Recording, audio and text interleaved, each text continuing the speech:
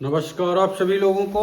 आइए पाठ संख्या 43 की बात कर रहे हैं। फलित ज्योतिष चैप्टर में ये 43 नंबर का जो पाठ है, तो हम उम्मीद करते हैं कि जो 42 पाठ तक पढ़ा होगा या तो सुना होगा तो 43 पाठ उसकी समझ में जरूर आएगा। अभी हम ग्रहों की व्याख्या ही कर रहे हैं और हमने ज्योतिष को 4 स्तंभों में जानकारी देने के लिए आप लोगों को प्रॉमिस किया था। ये जो चल रहा है, ग्रहों की व्याख्या हो रही है कि हमें ग्रहों के गुण और स्वरूप को समझ रहे हैं। अगर आप बेसिक कंप्लीट करेंगे तो किसी भी व्यक्ति को पत्रिका में पढ़ के बताना सरल हो जाएगा।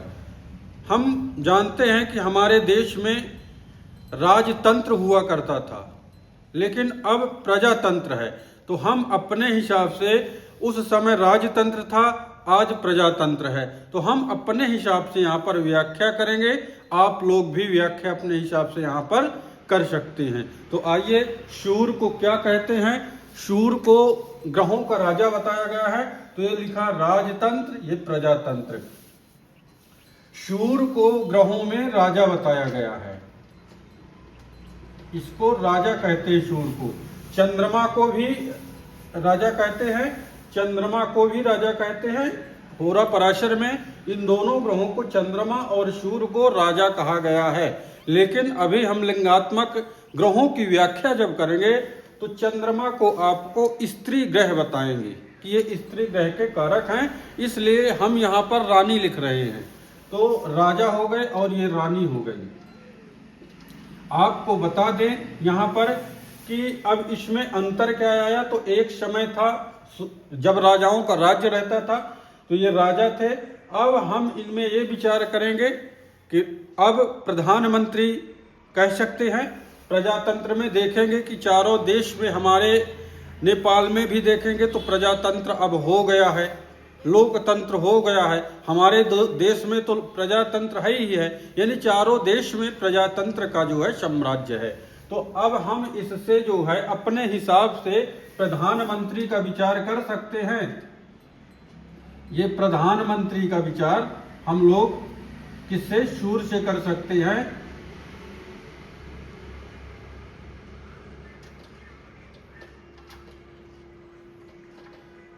प्रधानमंत्री का विचार हम किससे करेंगे? सूर्य से करेंगे। अब देखेंगे कि पहले राजा क्या करते थे? शासन करते थे।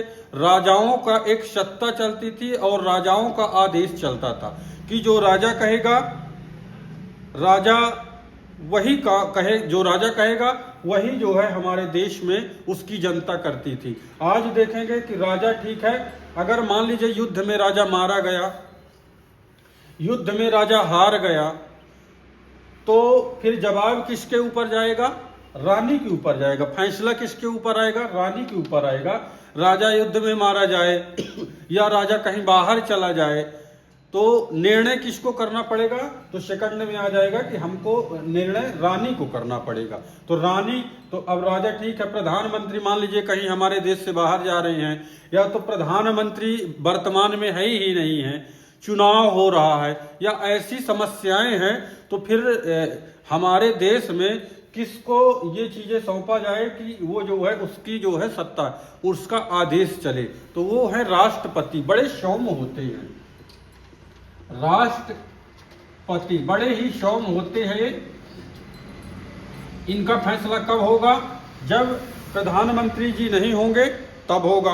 बात वही आ रही है कि राजा अगर नहीं है, उस समय राजतंत्र की हम बात कर रहे हैं कि राजा अगर युद्ध में मारा गया, राजा अगर कहीं बाहर है, राजा कहीं भी उस टाइम पे था, तो उस टाइम पे उसका निर्णय किसका मान होता था? रानी का होता था। तो रानी, तो अब रानी से हम राष्ट्रपति कह सकते हैं कि अगर हमारे देश में प्रधानमंत्री कहीं बाहर गए हैं तो राष्ट्रपति शासन देखे लग जाता है। राष्ट्र जिसको कहते हैं कि राष्ट्रपति जो है शासन लागू हो गया। तो इससे हम समझ सकते हैं कि ये चंद्रमा से व्याख्या राष्ट्रपति, यानी बड़े सौम्य होते हैं। अब बात कर लेते हैं मंगल की। तो मंगल को सेनापति कहा गया है।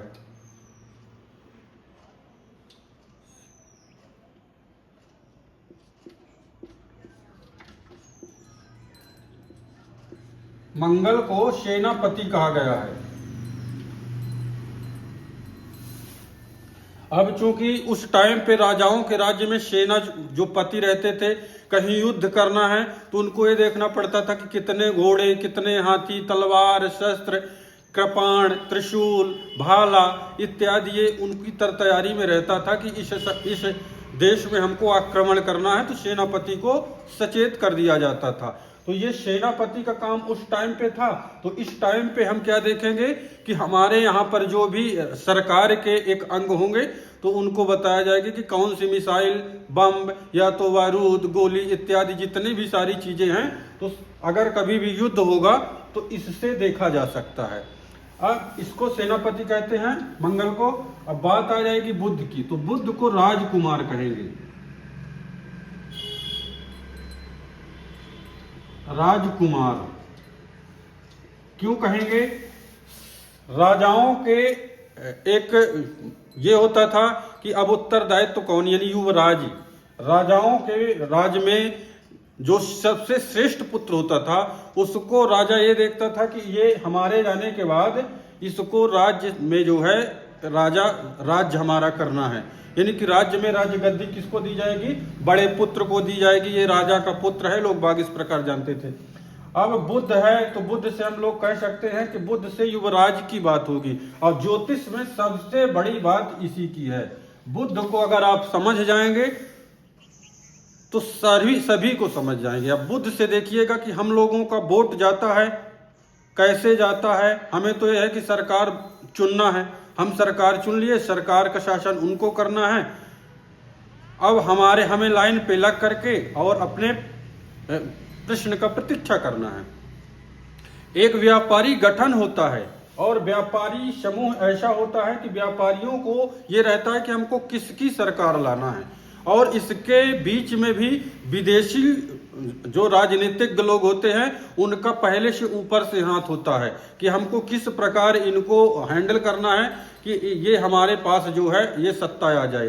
तो इससे हमको जो है ये पता चलता बुध से कि युवराज की बात हो रही है, जो शासन से पोषित हो जाए, यानी शासन के पैसे से भरण पोषण हो, शासन के जो है उसको सुरक्षा मिली हो शासन के हिसाब से, तो उसको हम लोग राजकुमार कहेंगे कि आने वाले समय में ये जो है युवराज।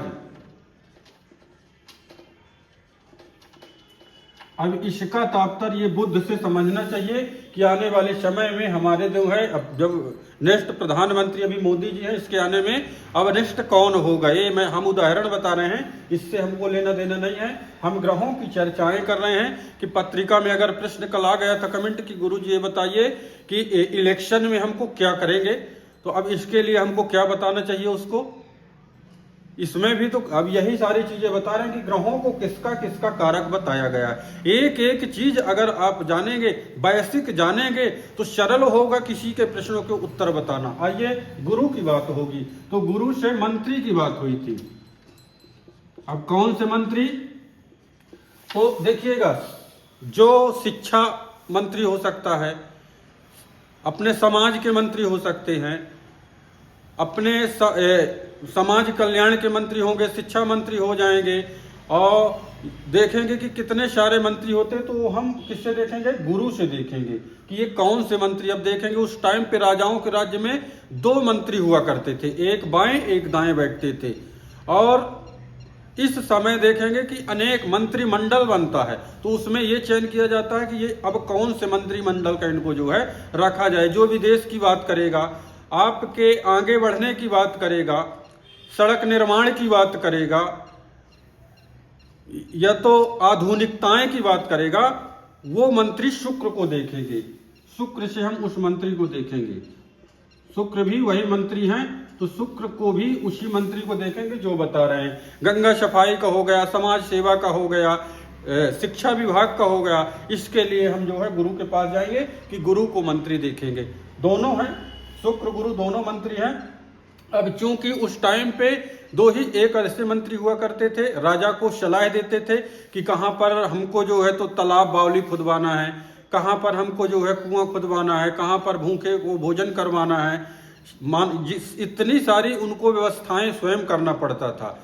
नदी तालाब जन इत्यादि जो भी है, तो मंत्री राजा को संकेत करते थे कि अभी हमारे कोषालय में इसकी कमी है, आपको सर इसकी पूर्ति करना है, और राजा वही काम करते थे। अगर अब इसकी बात करें कि किसी देश में आक्रमण करके ये कोना जीत लेना है, तो ये कौन बात करेगा, तो इस आप शुक्र से देख सकते हैं, यानी कि आगे बढ़ने की लालसा कि इसमें इस साम्राज्य में इस देश में आक्रमण करके और ये वाला कोना जो है जीत लिया जाए, तो हमारा जो है तो सत्ता आ जाएगी। ये कौन का, ये शुक्र से आप देख सकते हैं। अब बात शनि की आएगी, तो शनि से हम क्या देखेंगे, तो शनि से देखेंगे सेवक, शनि से देखेंगे प्रजा। अब प्रजा में हम लोग आ जाते हैं, हम लोगों की वोट बता रहे हैं कि चाहिए, तो हम लोग वोट देंगे और वो सत्ता पे बैठेंगे। हम लोग अपनी आवाज, अपनी लाइन कतार लग करके और अपने जो समय का है इंतजार करेंगे, उनको अगर जो कुछ भी बोलेंगे तो सुनेंगे नहीं। ये हम लोग प्रजा है। अब प्रजा को वोट किस प्रकार से उनको चाहिए, कैसे किस प्रकार से निकालना, ये बड़े बड़े राजनीतिज्ञों का जो है, विदेशी लोगों का हाथ रहता है। हमें वोट दे के चले आना है, तो यही सारी है प्रजा हो गया। अब हम एक काम करेंगे, सूर्य चंद्रमा मंगल बुध गुरु शुक्र शनि। अब बात आ जाएगी आपकी किसकी, राहु केतु को। तो होरा पराशर में लिखा है कि ये राहु प्लस केतु को आप, ये दोनों को होरा पराशर में लिखा है कि सेना, देखिए सेना जो होती है राजा की, तो सेना के रूप में राहु और केतु को देख लीजिए। तो पत्रिका में कभी भी प्रश्न आएगा कि गुरुजी हम इलेक्शन करते हैं तो क्या जीत पाएंगे। अब वो इलेक्शन अगर आपने देख लिया, तो फिर दूसरा प्रश्न आएगा कि क्या मैं मंत्री बन सकता हूं। तो आप ये इस प्रकार का जो हमने व्याख्या की, इसको करिएगा तो लाभ मिलेगा आपको। चलिए अगले पाठ में बताएंगे, तब तक के लिए आपको नमस्कार।